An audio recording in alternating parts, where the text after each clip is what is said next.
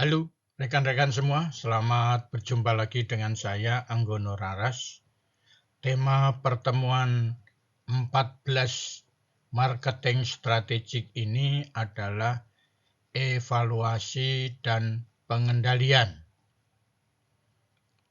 Prinsip dasar evaluasi usaha yaitu membandingkan rencana usaha yang sudah dibuat sebelumnya, kegiatan dimulai, dengan apa yang sudah dicapai pada akhir masa produksi.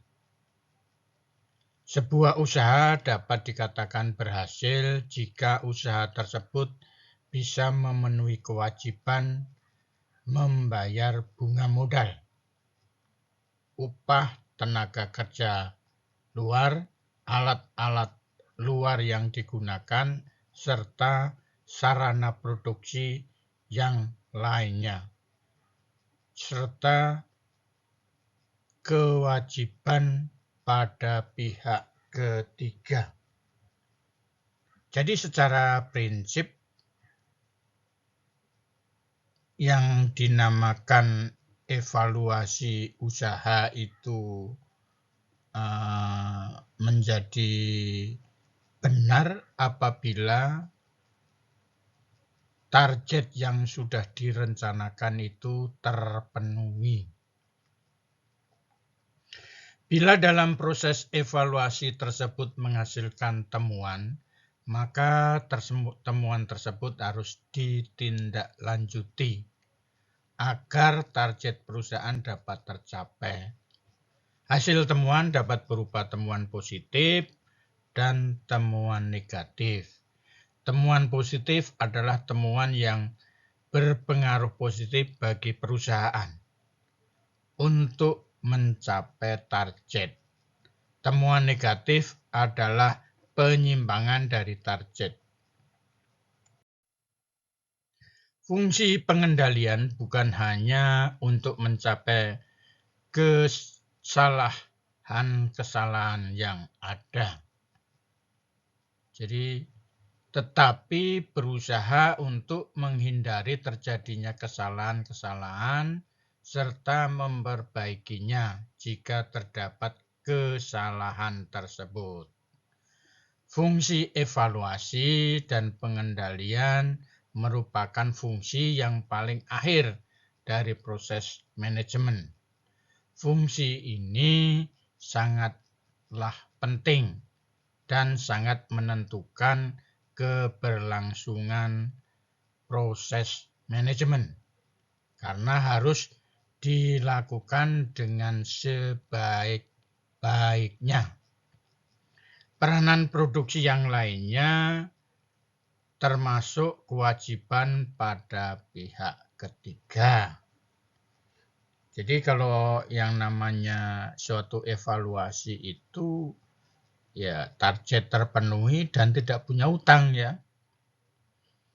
Pengendalian sangat erat berkaitan dengan fungsi perencanaan dan keduanya merupakan hal yang saling mengisi. Hal ini bisa dijelaskan yang pertama agar proses pelaksanaan kegiatan dilakukan sesuai dengan ketentuan-ketentuan dari yang direncanakan. Yang kedua, melakukan tindak perbaikan atau korektif jika terdapat penyimpangan yang terjadi. Yang ketiga, supaya tujuan yang dihasilkan sesuai dengan rencananya. Yang keempat, untuk memperkecil risiko kegagalan investasi dan dapat memperbesar peluang keberhasilan investasi yang bersangkutan. Sedangkan yang kelima, untuk memandu pemilik dana agar dapat mengoptimalkan penggunaan dana yang dimiliki. Asas-asas fungsi evaluasi dan pengendalian Di sini yang digunakan adalah menurut Harrod dan Cyril O'Donnell, di mana disebutkan ada 8 asas. Yang pertama adalah asas tercapainya tujuan atau Principle of Assurance of Objective, di mana artinya pengendalian harus tertuju ke arah tercapainya tujuan dengan melaksanakan perbaikan untuk menghindari penyimpangan dari perencanaan. Kemudian asas yang kedua adalah efisiensi pengendalian atau Principle of Efficiency of Control, di mana pengendalian itu efisien jika dapat menghindari penyimpangan dari rencana sehingga tidak menimbulkan hal-hal lain yang di luar dugaan. Kemudian asas ketiga adalah asas tanggung jawab pengendalian, yaitu Principle of Control Responsibility. Artinya pengendalian hanya dapat dilaksanakan jika manajer bertanggung jawab terhadap pelaksanaan rencana. Kemudian asas yang keempat adalah asas pengendalian terhadap masa depan. Principle of Future Control. Artinya di sini pengendalian yang efektif harus tertuju ke arah pencegahan penyimpangan-penyimpangan yang akan terjadi, baik waktu sekarang maupun yang akan datang. Asas yang kelima yaitu asas pengendalian langsung atau Principle of Direct Control, di mana teknik kontrol yang paling efektif ialah mengusahakan adanya manajer bawahan yang berkualitas baik. Pengendalian itu dilakukan oleh manajer atas dasar bahwa manusia itu sering berbuat salah. Cara yang paling cepat untuk menjamin adanya pelaksanaan yang sesuai dengan rencana adalah mengusahakan sedapat mungkin para petugas memiliki rencana yang baik. Kemudian asas yang keenam adalah asas refleksi rencana atau Principle of Reflection Plan. Artinya pengendalian harus tersusun dengan baik sehingga memperlihatkan karakter dan susunan rencana. Sedangkan untuk yang ketujuh, asas penyesuaian dengan organisasi. Principle of Organization Suitability. Artinya di sini pengendalian harus dilakukan dengan struktur organisasi. Manajer dengan bawahannya merupakan sarana untuk melaksanakan rencana. Dengan ini, pengendalian yang efektif disesuaikan besarnya kekuasaan manajer, sehingga mencerminkan struktur organisasi. Sedangkan yang kedelapan, asas pengendalian individual atau Principle of Individual of Control, di mana pengendalian dan teknik pengendalian harus sesuai dengan kebutuhan manajer. Teknik pengendalian harus ditunjuk terhadap kebutuhan-kebutuhan akan informasi setiap manajer. Rekan-rekan semua, organisasi merupakan sebuah sistem yang membutuhkan evaluasi dan pengendalian. Suatu organisasi terdiri dari bagian input, bagian processing, dan bagian output. Setiap bagian dari organisasi perlu adanya evaluasi dan pengendalian. Tujuan dari evaluasi dan pengendalian adalah mengupayakan langkah yang dikerjakan setiap bagian sesuai dengan standar yang sudah ditentukan. Standar yang digunakan adalah standar yang sudah ditentukan oleh manajemen perusahaan atau organisasi. Setiap bagian tentunya mempunyai standar yang disesuaikan dengan tugas dan kewenangannya. Unit input tentunya mempunyai standar yang berbeda dengan unit processing. Begitu pula unit processing mempunyai standar yang berbeda dengan unit output-nya. Untuk melakukan evaluasi dan pengendalian, kinerja perusahaan dapat dilakukan melalui indikator kunci atau Key Performance Indicator atau lebih dikenal dengan singkatan KPI. Menentukan indikator dalam KPI melalui kesepakatan antara manajemen dan unit pelaksana. Banyaknya indikator ditentukan oleh faktor-faktor utama kinerja perusahaan. Contoh, KPI di suatu bandar udara, maka dia disepakati bahwa dia mempunyai KPI penumpang, airline, dan kepuasan pelanggan ya, atau kepuasan konsumen. Jadi di sini KPI yang sudah ditentukan ada 4. Yang pertama, jumlah penumpang. Yang kedua, airline. Yang ketiga, kargo. Dan yang keempat, kepuasan konsumen. Jumlah penumpang, jumlah airline,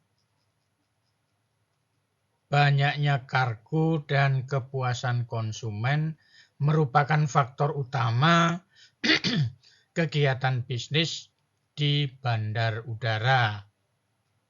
Oleh pihak manajemen, perusahaan ditentukan sebagai KPI dari perusahaan bagi unit pemasaran dalam menilai kinerja selama 1 tahun anggaran.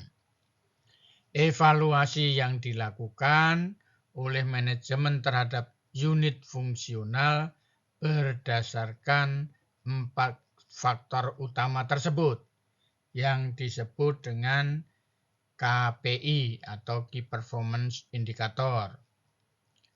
Contoh lainnya tentang KPI adalah perusahaan travel, yaitu KPI-nya adalah jumlah penumpang, ketepatan waktu berangkat atau kedatangan, kenyamanan penumpang, dan kepuasan penumpang. Key Performance Indicator merupakan standar yang harus dipenuhi oleh penanggung jawab kegiatan tersebut.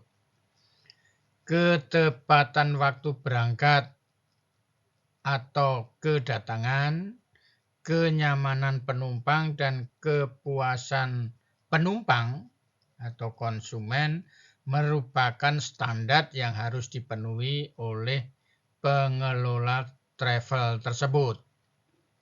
Jadi di dalam perusahaan travel, siapa yang menentukan KPI? Ya tentunya manajemen perusahaan travel tersebut ya.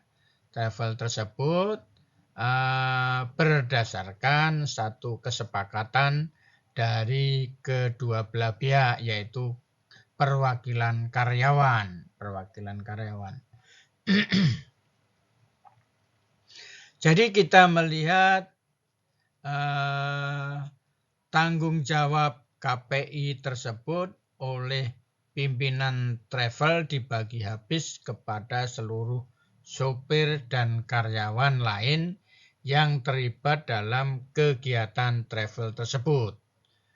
Jadi unit yang mempunyai beban KPI tertinggi merupakan unit yang akan menerima income atau pendapatan tertinggi.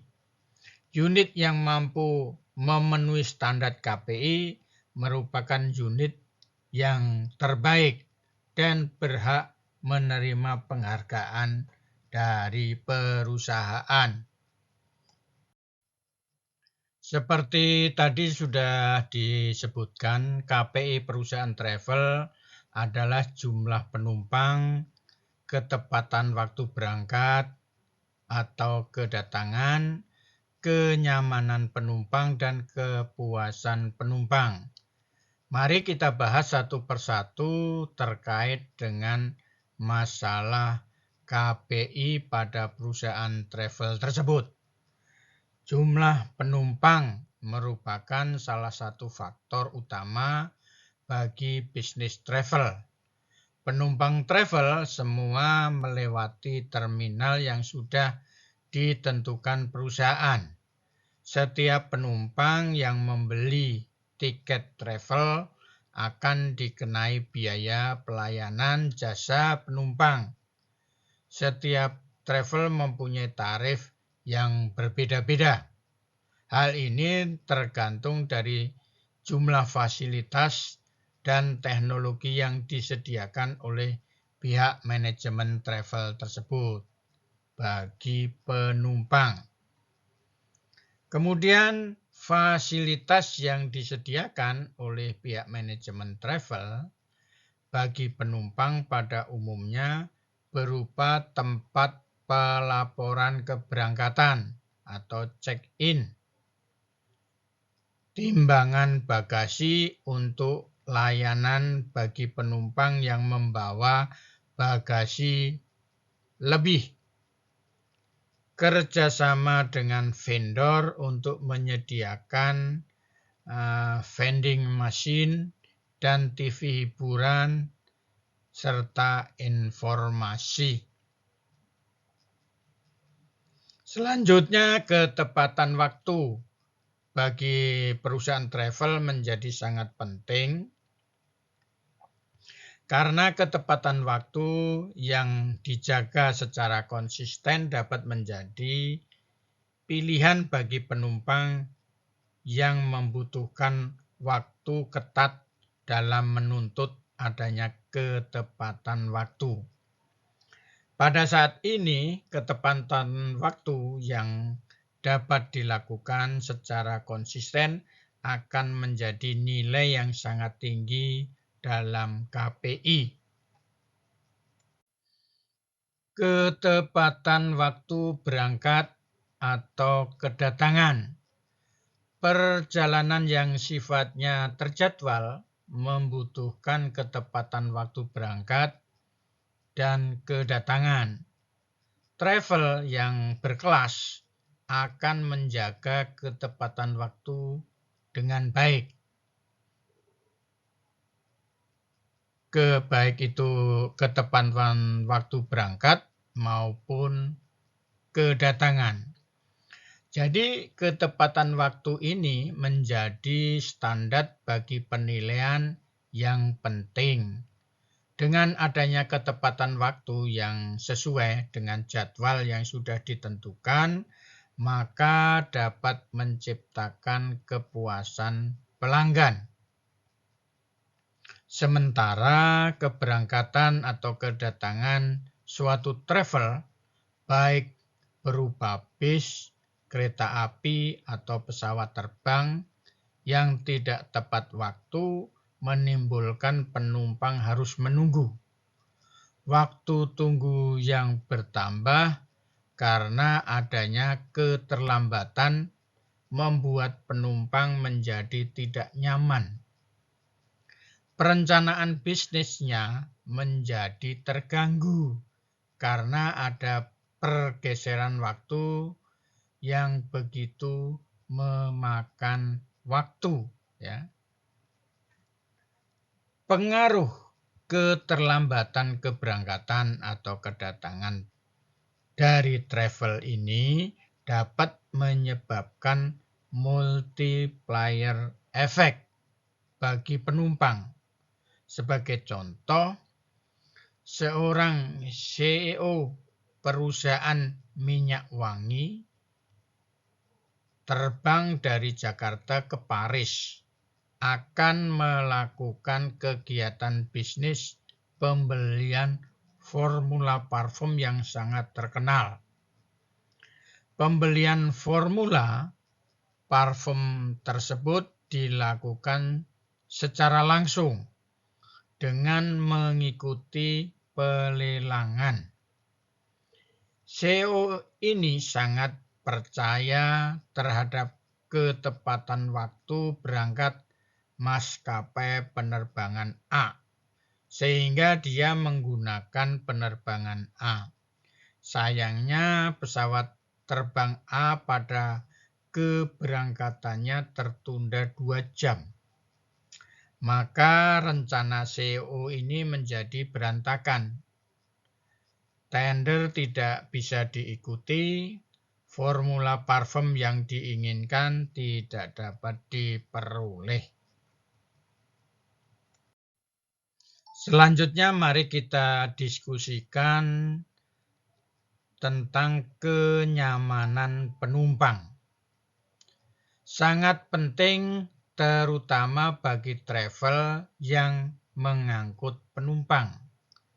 Perjalanan dengan travel membutuhkan kenyamanan bagi penumpang selama di dalam perjalanan. Elemen yang menyebabkan penumpang nyaman bisa dikategorikan yaitu servis dari supir dalam melayani penumpang selama dalam perjalanan. Tempat duduk penumpang bisa recycling dan alat pendingin AC di dalam kendaraan yang bekerja dengan baik. Bila travel untuk jarak jauh, bisa disediakan toilet dan fasilitas hiburan. Jadi kita bisa melihat servis sopir menjadi salah satu standar pelayanan yang harus dipunyai oleh seorang sopir yang profesional. Untuk memperoleh kompetensi ini, perusahaan mempunyai kewajiban memberikan pelatihan pelayanan bagi para sopir. Mereka akan mengerti bagaimana cara melayani penumpang dan mengerti cara bisnis yang baik. Banyak di antara kita yang pernah mengalami kita naik satu travel tapi sopirnya sepertinya tidak mengenal apa itu pelayanan yang baik kepada penumpang. Karena memang sopir tersebut adalah sopir yang tidak pernah dilakukan pelatihan pelayanan prima, ya. Perusahaan membuat suatu standar pelayanan yang berlaku bagi para sopir, sehingga diharapkan setiap sopir yang bertugas memiliki profesionalitas pelayanan yang sama dalam melayani pelanggan. Banyak kita menemukan sopir yang berbeda dalam satu perusahaan memiliki cara pelayanan yang tidak standar. Standar pelayanan penumpang ini sebaiknya diberikan pelatihan kepada semua supir dan dilakukan monitoring pada saat dia bekerja di lapangan. Selanjutnya kita bahas tentang kepuasan penumpang. Hal paling utama dalam proses bisnis untuk menciptakan jasa atau pelayanan yang dapat memuaskan penumpang. Elemen apa saja yang dapat menyebabkan penumpang puas pada saat melakukan perjalanan menggunakan travel? Yang pertama, perasaan puas. Yang kedua, harapan terpenuhi. Yang ketiga, pembelian kembali ketika puas. Dan yang keempat, rekomendasi. Mari kita bahas satu-satu tentang masalah kepuasan penumpang ini. Yang pertama, perasaan puas merupakan ungkapan perasaan atau antara puas atau tidak puas dari penumpang ketika menggunakan produk atau menerima pelayanan dari perusahaan. Dalam hal ini adalah petugasnya ya, supirnya, atau saat dia menikmati perjalanan fasilitas yang ada di dalam kendaraan selama dalam perjalanan. Jika produk dan pelayanan yang diterima baik, maka pelanggan dapat merasa puas. Kemudian harapan terpenuhi.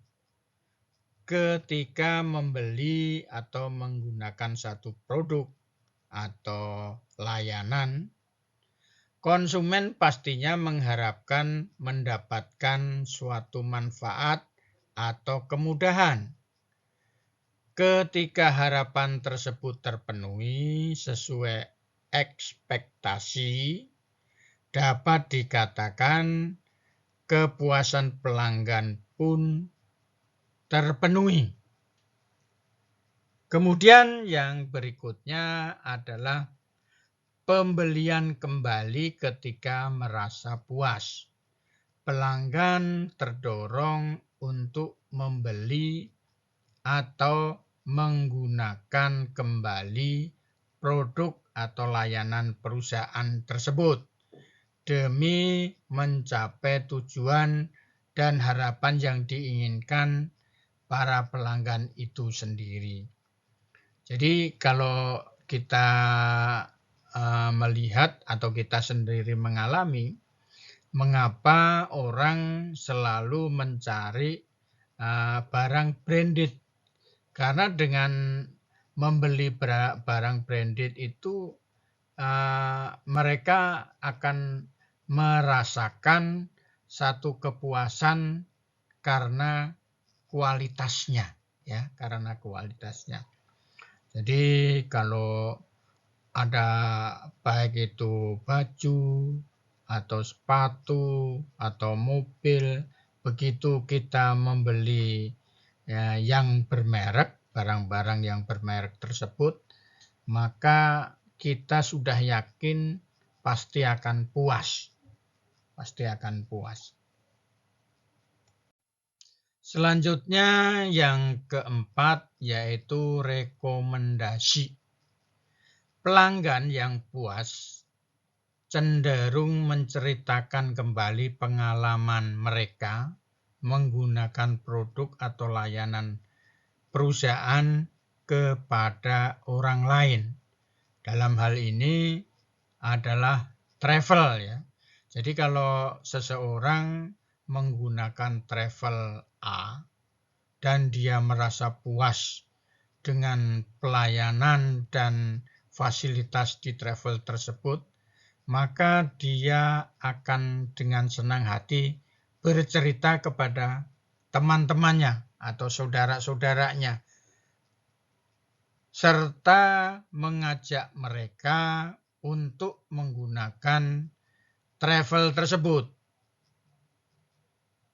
Hal ini dapat menguntungkan perusahaan travel karena mendapatkan pelanggan baru. Jadi istilah rekomendasi ini adalah word of mouth, ya, atau WOM. Jadi kata-kata yang muncul dari orang yang merasa puas. Itulah rekan-rekan semua, mudah-mudahan pengetahuan ini bermanfaat bagi Anda semua. Terima kasih.